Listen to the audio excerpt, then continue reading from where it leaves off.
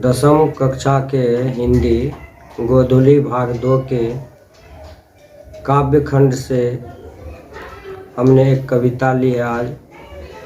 अक्षर ज्ञान। अक्षर ज्ञान की लेखिका है अनामिका जी।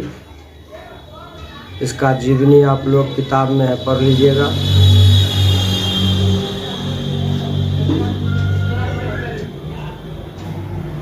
संक्षेप में मैं कुछ अनामिका जी का, जैसे में जन्म हुआ है 17 अगस्त 1961 ईस्वी को, और ये समकालीन हिंदी कविता में अपना अलग पहचान रखने वाली कवि है।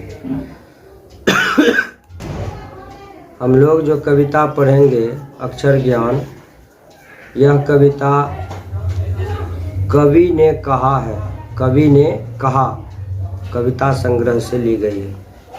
और इसमें बच्चा जब अपना अक्षर ज्ञान शुरू करता है, अर्थात अ आ सीखना शुरू करता है, उस समय बच्चे के साथ क्या उत्सुकता होती है, उसके साथ क्या भावनाएं होती है, क्या भावुकता है, उसको समेटे हुए कवि ने एक सामान्य सा मुद्दा उठाया है बच्चे के अक्षर ज्ञान का, लेकिन इस अक्षर ज्ञान को वह मानव के विकास के साथ जोड़ देती है। तो आइए हम कविता शुरू करते हैं। अक्षर ज्ञान। ठीक है। अक्षर ज्ञान। चौखट में नहीं अटता बेटे का क। हम लोग देखते हैं छोटे छोटे बच्चे को खटाल वाला कॉपी दिया जाता है, उसको हम लोग कहते हैं खटाल वाला कॉपी। चौखुटवा खटाल तो वर्गाकार टाइप से खटाल खटाल बना रहता है। तो कवित्री कहती हैं कि चौखट में नहीं अटता है बेटे का क, क्योंकि अभी उसका हाथ उतना सधा हुआ नहीं है, इसलिए वह जब क लिखता है तो वह चौखट से बाहर हो जाता है। बच्चा है, अभी पूरा हाथ सधा हुआ नहीं है, इसलिए वह खटाल से बाहर हो जाता है। क्योंकि कबूतर है ना, कबूतर ही है ना, फुदक जाता है जरा सा। कवित्री कहती है क से कबूतर अक्षर ज्ञान के साथ ही चल रहा है। चौखट में नहीं अटता बेटे का क, कबूतर ही है ना, फुदक जाता है जरा सा, पंक्ति से उतर जाता है। बच्चा है, वैसे भी लिखेगा तो वह कभी भी लाइन से हम लोगों की तरह नहीं होगा। धीरे धीरे जब उसके हाथ अभ्यस्त हो जाते हैं, पकड़ हो जाता है, तो फिर अक्षर को वह लाइन बाय लाइन लिखने लगता है। उसका ख, पंक्ति से उतर जाता है उसका ख। जब वह लिखता है तो क से नीचे हो जाता है ख।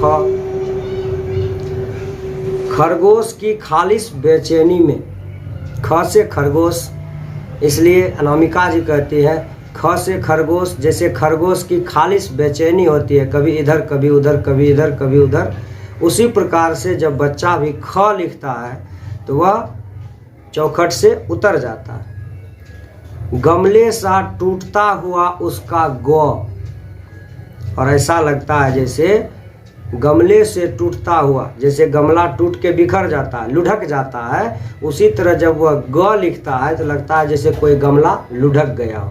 गमले सा टूटता हुआ उसका ग, घरा सा लुढ़कता हुआ उसका घ। घ से घरा, ग से गमला। जैसे गमला टूट जाता है, बिखर जाता है, उसी तरह बच्चा जब क लिखता है, ग लिखता है, तो ग कहीं और लिखता है, उसका लाठी कहीं और लगाता है। उसी तरह से घरा, जो घ से घरा, घ जो है वह लुढ़क जाता है, घरे सा लुढ़कता हुआ उसका घ। अक्सर हम देखते हैं बच्चा घ लिखता है तो वह उल्टा कर देता है, इसे घ उसका लुढ़क जाता है और अंगों पर आकर थक जाता है। यहाँ पर कवित्री अनामिका ने बड़ा ही मार्मिक और संवेदना भरी बातें कही है। अंगों पर आकर बेटा रुक जाता है, थक जाता है, उससे नहीं सधता है अंग। क्यों नहीं सकता? क्योंकि अंगों के ड को वह समझता है म। अंगों में जो ड लिखा हुआ है उसे वह समझता है म। और बिंदा जो है, अंगों में ड के बाद जो बिंदा लगा रहता है, बिंदी, उसको समझता है बेटा।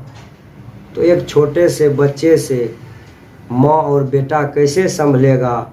माँ बेटे सधते नहीं उससे, सधते मतलब संभल नहीं पाता है उससे, नहीं लिख पाता है। और उन्हें लिख लेने की अनवरत कोशिश में उसके छलक आते हैं आंसू। बार बार वह लिखने का प्रयास करता है, लेकिन वह लिख नहीं पाता है। और जब वह असफल होता है तो आंसू निकल जाते हैं आँख से। यही है मानव विकास की पहली अवस्था। पहली विफलता पर छलके ये आंसू ही हैं शायद प्रथमाक्षर सृष्टि के विकास के कथा का। इसलिए कहा जाता है कि मनुष्य जहाँ असफल होता है वहीं से विकास की नई प्रक्रिया प्रारंभ होती है। तो पहली विफलता पर छलके ये आंसू ही, बच्चा जो अंग नहीं लिख पाया, विफल हो गया, उस पर छलके हुए ये आंसू ही है शायद प्रथम अक्षर सृष्टि के विकास कथा का। यहीं से सृष्टि के विकास कथा का यह प्रथम अक्षर शुरू होता है। कविता यहीं पर संपन्न होती है। इस कविता के माध्यम से कवित्री ने यह संदेश देने का प्रयास किया है कि जहाँ पर हम रुक जाते हैं, जहाँ पर हम हार जाते हैं, थक जाते हैं, वहीं से फिर विकास की नई कहानी शुरू होती है, विकास का नया इबारत शुरू होता है। और अनवरत कोशिश करते करते हम उसे भी सफल हो जाते हैं जहाँ हम असफल हुए थे। तो यहाँ दो संदेश है। एक, असफलता पर जो हम रोते हैं तो सफलता भी वहीं छुपी हुई है। असफलता के बाद ही सफलता प्राप्त होती है। ऐसा नहीं कि असफल हो गए तो अब जीवन में कभी सफलता नहीं मिलेगी। इस प्रकार एक छोटे से सामान्य से विषय वस्तु को उठा करके कवित्री ने मानव सभ्यता के विकास के साथ इसको जोड़ दिया है और कहते हैं कि शायद यही है प्रथमाक्षर विकास का। हर हर महादेव।